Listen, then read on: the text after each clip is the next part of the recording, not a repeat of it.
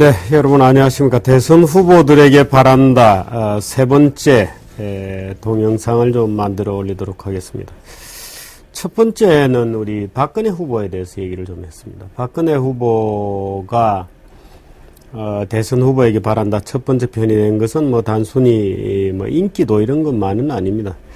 박근혜 후보는 소위 이제 보수 정당인 새누리당의 후보입니다. 박근혜 후보는 정치를 시작한 이후에 이때까지 한나라당을 재건하는 데 성공했고, 거의 모든 선거에서 그동안에 지난 십수년 동안 보수정당의 대변을 해왔습니다. 보수 가치를 지킨다고 해왔고요. 보수 가치라고 하는 것은 남의 탓을 하지 않고 모든 문제의 출발을 자기 책임에서 출발하는 자기 충실의 원칙입니다. 말하자면 그 자기 충실의 근거인 자유의 원칙에 기반한 것이 보수가치의 기본입니다. 그래서 보수가치는 양대 가치로 정립이 됩니다만은 자유로운 민주주의 체제, 자유민주주의 체제입니다.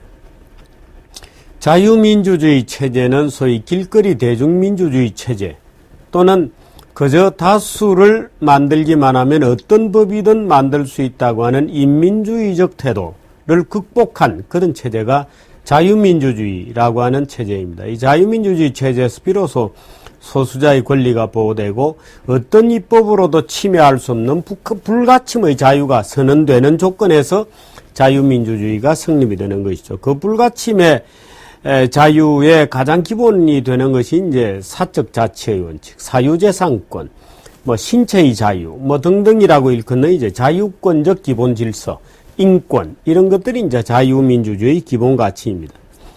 거기에 비하면 대중민주주의나 또는 길거리 민주주의는 그저 다수를 이루기만 하면 국민 전체가 의견을 모으기만 하면 말하자면 거의 다수결이어도 좋고 또는 전원합의라면 더 좋은 그런 다수의 의견만 모아지면 무엇이든지 할 수 있다고 생각하는 것이 이제 길거리 또는 광장민주주의, 대중민주주의의 골자가 되는 것이죠.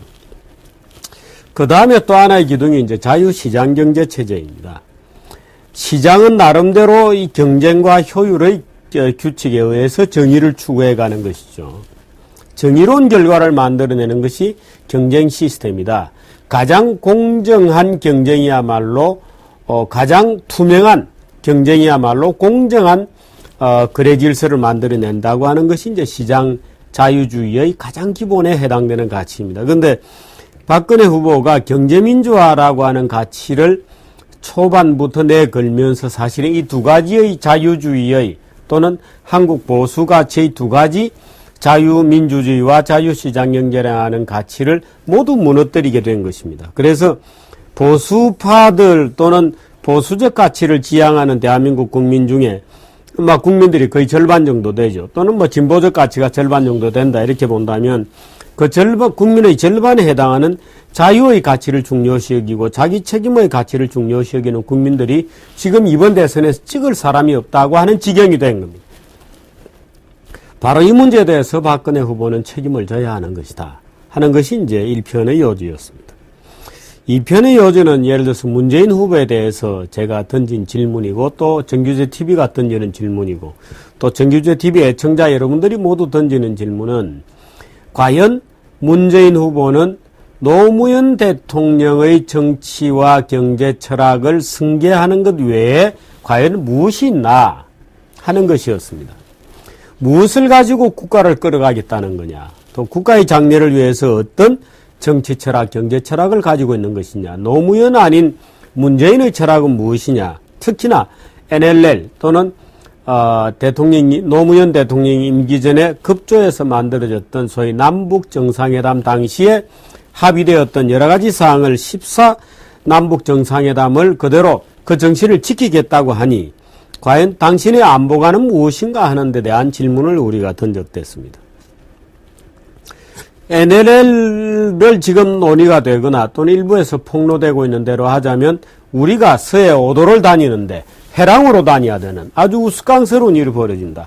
인천과 영종도 국제공항이 바로 소위 북한 군의 타격 범위 내로 바로 들어가게 된다 하는 문제가 이제 우리의 고민 중에 하나였습니다. 그래서 당신이 어떻게 노무현과 다르고 당신이 어떻게 14를 보는지 NLL 문제를 보는지 당신의 안보관은 뭐냐 당신의 민족관은 뭐냐 하는 것을 밝혀라는 요구였습니다.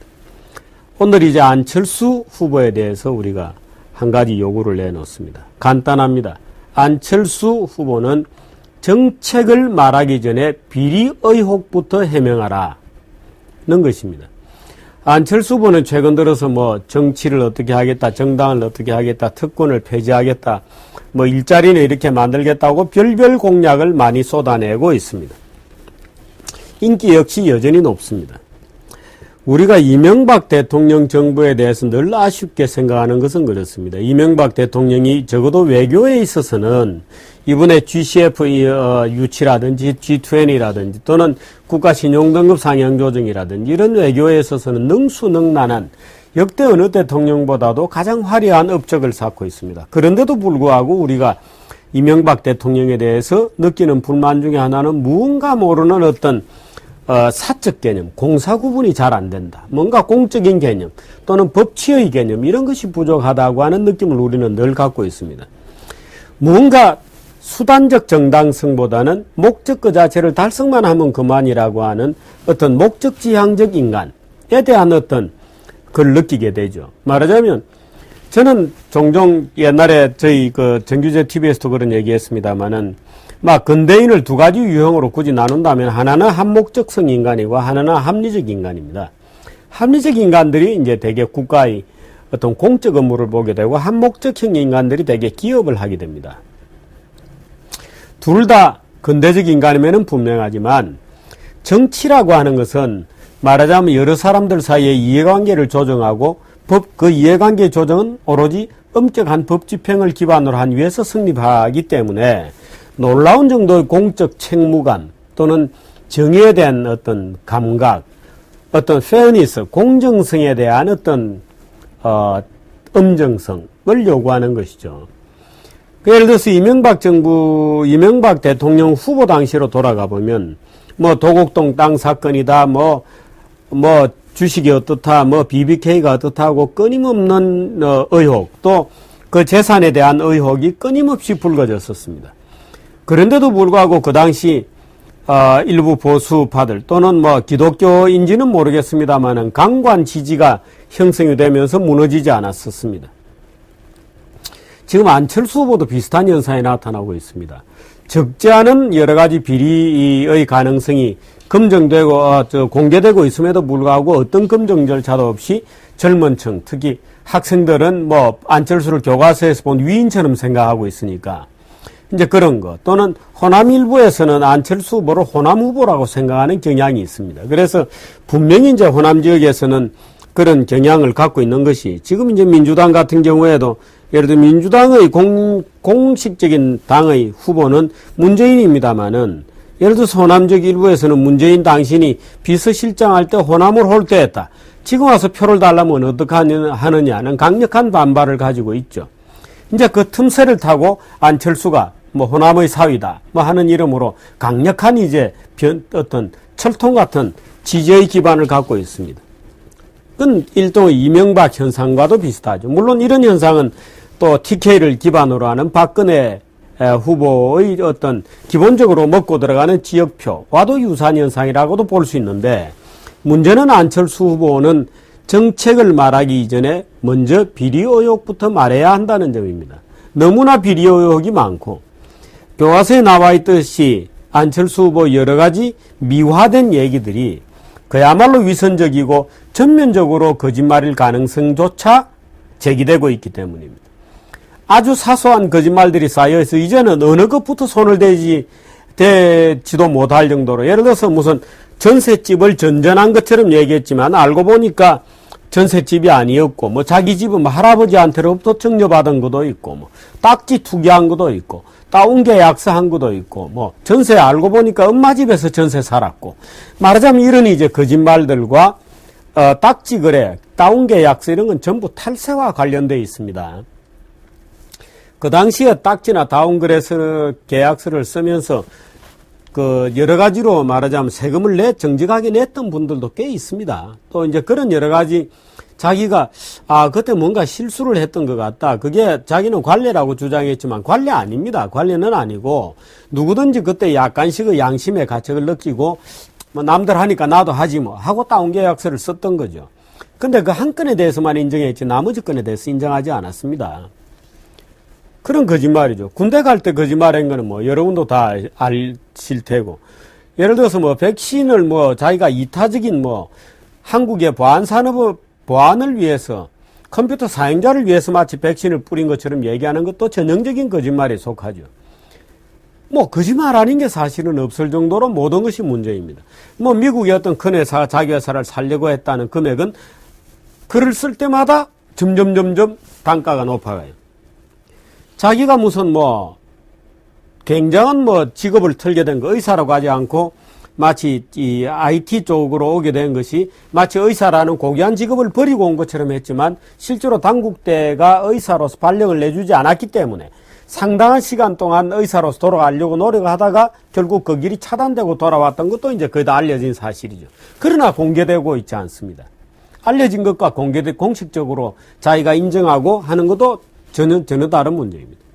논문은 재탐 삼탕 문제가 벌어져 있죠. 자기가 쓰지도 않았던 논문을 남의 이름에 편성해서. 근데 일부 의사들이 또 나서서 안철수를 변호했습니다. 과연 그럴까요? 의사들 논문을 전부 우리 한번 파볼까요? 의학계 의학 박사의 논문이 가장 부실하다는 것은 학계에서 쫙 한 사람들은 다 알죠. 의사 논문들이 너무 부실하다. 서로 간에 봐주는 거죠. 말하자면 그런 것까지 여기서 얘기할 건 아닙니다만은 이제는 좀 해야 되겠다. BW 발행한 것을 욕을 합니다만은 BW 발행키로 한 이사회 자체가 불법이었습니다. 그걸 발행해서 개인이 착복했죠. 회사의 이익을 자기 이익으로 횡령한 겁니다. 그걸 자기가 대표이사 때 했기 때문에 업무상 배임죄까지 겹쳐있죠. 업무상 배임죄는 이번에 경제민주화 법안 낸 거로 따지면 15년 실형입니다. 민주당 안으로도 7년 이상 실형입니다. 안철수 주식연구소 그 다락같이 투기꾼들이 말아 올릴 때 그 방관하거나 또는 심지어 저는 약간 그 조사를 해봐야 된다고 생각합니다만 그 피크 때 주식 팔아가지고 그 돈으로 자선 쇼 했죠. 그러니까 어린애들은 또 뭣도 모르고 또 막 자선하고 뭐 돈 번 돈을 다 내놓고 하고 또 착각하고 있는 겁니다. 그래서 이런 것들 저런 것들을 다 빼고 나면 안철수라는 인간은 그야말로 위선적이거나 거짓말로 점철된 것이 아닌가 할 정도로 의혹을 지금 많이 누적시키고 있습니다. 그런데 이 대통령 선거 절차라는 게 그런 의혹에 대해서 본인은 그냥 뭉개고 넘어가면 그만이 아무런 검증 절차가 없습니다. 어떻게 돼야 될까요? 예를 들어 장관이 되는 것만 하더라도 청와대가 우선 검증을 하죠. 인사팀에서 약 200개 질문을 해가지고 다 구자조사하면서 검증을 합니다. 장관만 하더라도 다 검증을 하죠. 예를 들어서 뭐 집을 이사를 갔다 어쩌다. 지금 대통령은 대통령 선거 전 24일 전에 간단한 이력사항 공개하면 끝입니다. 예를 들어서 안철수라는 이름하고 몇 살 뭐 이런 거 간단한 이력사항만 나오면 끝입니다. 그 이상 검증하는 절차가 없습니다. 더군다나 예를 들어서 문재인이다, 박근혜다 이런 사람들은 경선하는 과정에서 모두 검증을 거쳤죠. 검증을 거쳤습니다. 근데 지금은 안철수는 무슨 단일화라고 하는 그만 내놓고 끝까지 지금 기피하고 있으면서 검증을 거치고 있지 않습니다. 어떻게 보면 안철수의 선거 전략 자체는 일종의 국민들에게 사기치는 것이다 라고도 볼 수 있는 거죠. 검증 자체를 피하기 위해서 끝까지 지금 미루고 있는 것이 아닌가라는 의심이 들 정도입니다. 그 경쟁을 거치지 않았죠. 정당 속에서 끊임없는 경쟁을 거치고 선거를 여러 차례 거치고 경선 과정을 거치면서 검증이 돼야 되는데 그 과정을 지금 전혀 거치지 않았습니다. 오로지 자기가 쓴 안철수 생각이라든지 몇 개 위인전 비슷하게 거짓말과 과장으로 점철되어 있는 그런 강의, 어린아이들을 대상으로 한 청춘 콘서트 같은 강의, 그리고 두 번인가 세 번인가에 걸쳐서 TV 오락풀에 나가서 무슨 아주 그저 우아하게 단란 주점이 뭐예요? 라고 거짓말하는 참으로 우스꽝스러운 철판간 아주 천사 같은 외양을 하고 있는 뻔뻔스러운 얼굴 외에는 알려진 게 전혀 없습니다. 검증 거치지 않았죠. 그래서 안철수는 정책을 말하기 전에 먼저 자기 제기된 의혹에 대해서부터 먼저 밝혀야 하는 것입니다.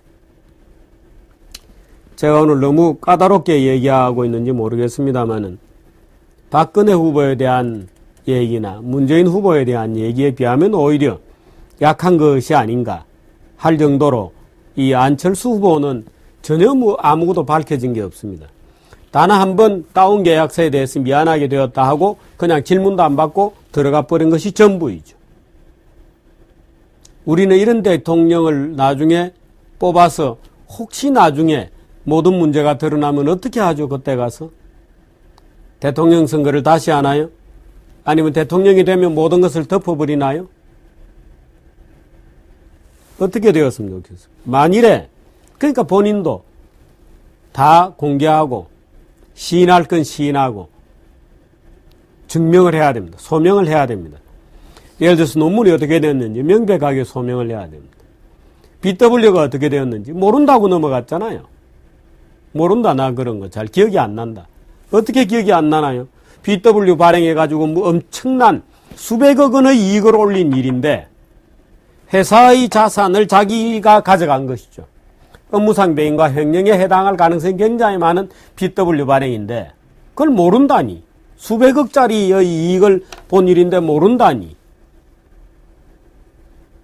납득이 되나요?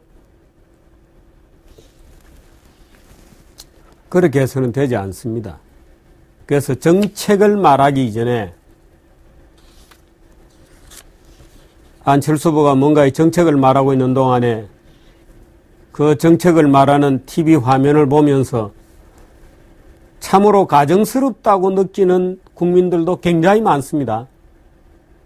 그런 국민들에게 대통령 후보라면은 어차피 저 사람 나를 찍을 사람이 아니다. 이런 차원의 문제는 아닙니다. 국민의 대통령이 되는 거지 지지자들이 대통령이 되는 게 아니에요.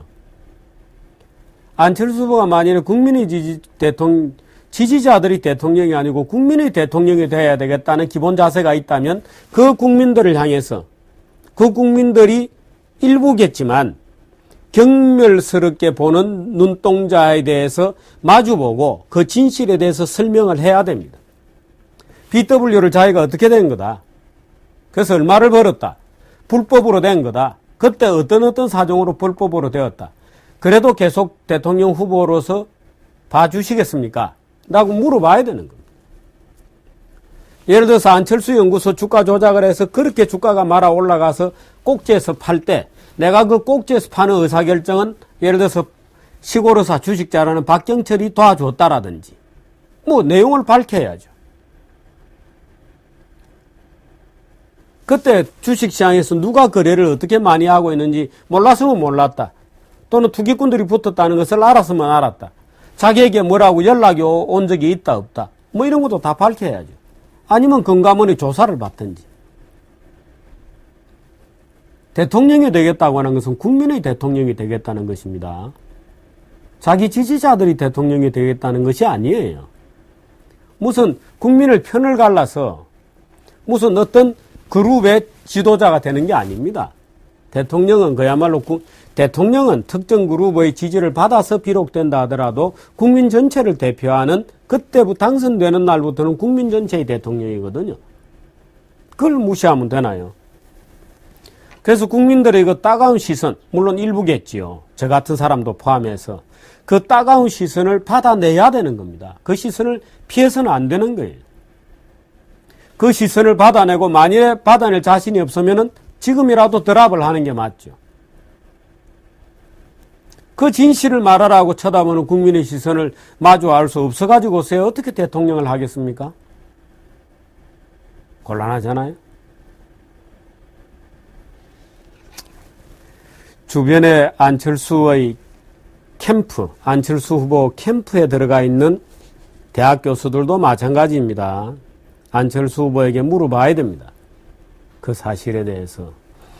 그 사실들이 밝혀져서 안철수 후보가 정말 믿을 만한 지도자인지를 알고 난 다음에 무슨 참모가 되고 뭐가 있는 것이지 단순하게 안철수가 대중의 인기가 있다는 이유 하나로 그 사람을 뭐 참모가 되고 책사가 되고 지지자가 된다는 것은 얼마나 비지성적이고 저질스러운 선택이며 또는 기회주의적 선택이 될 수도 있다는 것을 아셔야 돼요. 그 국가의 지도자를 뽑는 것입니다. 특정 지지그룹의 대통령을 뽑는 것은 아니죠.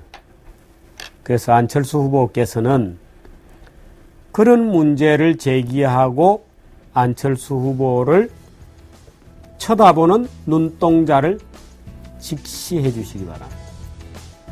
여기까지.